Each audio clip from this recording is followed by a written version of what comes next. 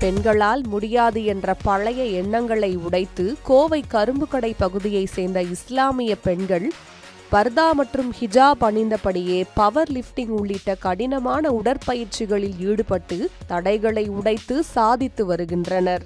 அடுப்பூதும் பெண்களுக்கு படிப்பதற்கு என்ற பெண்களின் முன்னேற்றத்திற்கு தடை போட்ட காலமெல்லாம் மலையேறிவிட்டது. இன்று கல்வி, அறிவியல், விளையாட்டு, விண்வெளி என அனைத்து துறைகளிலும் பெண்கள் தங்களது திறமையை நிரூபித்து வருகின்றனர். அந்த பட்டியலில் பாரம்பரிய ஆடை மற்றும் மத அடையாளங்களை தக்க வைத்துக் கொண்டே உடல் வலிமையிலும் மன உறுதியிலும் புதிய முன்னுதாரணமாக உருவாகி வருகிறார்கள் கோவை கரும்புக்கடை பகுதியை சேர்ந்த இஸ்லாமிய பெண்கள். பொதுவாக உடற்பயிற்சி கூடங்களில் நவீன ஆடைகளுடன் பயிற்சி பெறுவோரை பார்ப்பது வழக்கம்.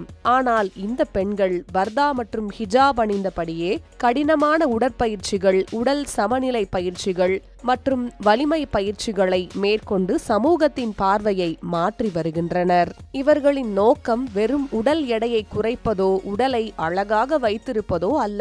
மாறாக உடல் ஆரோக்கியத்தை மேம்படுத்துவதும், தற்காப்பு திறனை வளர்த்து கொள்வதும், அவசர சூழ்நிலைகளில் தங்களை தாங்களே பாதுகாத்துக் கொள்வதும், தன்னம்பிக்கையை பெறுவதும் தான். ஒரு காலத்தில் ஆண்களுக்கே உரியதாக கருதப்பட்ட வெயிட் லிஃப்டிங் உள்ளிட்ட வலிமை பயிற்சிகளையும் இந்த இஸ்லாமிய பெண்கள் திறம்பட மேற்கொண்டு அனைவரின் கவனத்தையும் ஈர்த்து வருகின்றனர். இங்கு பயிற்சி பெறும் பெண்கள், எங்களுக்கு நாங்களே ஒரு வட்டத்தை போட்டுக்கொண்டு வீட்டுக்குள்ளேயே முடங்கிவிடக் கூடாது, மார்க்க வரம்புகளுக்கு உட்பட்டு உடலையும் மனதையும் ஆரோக்கியமாக வைத்துக்கொள்ள உடற்பயிற்சி மிகவும் அவசியம் என மற்ற பெண்களுக்கும் விழிப்புணர்வை ஏற்படுத்துகிறார்கள். உடற்பயிற்சி என்பது ஆடை, மதம் அல்லது பாலினத்தால் வரையறுக்கப்படுவதில்லை.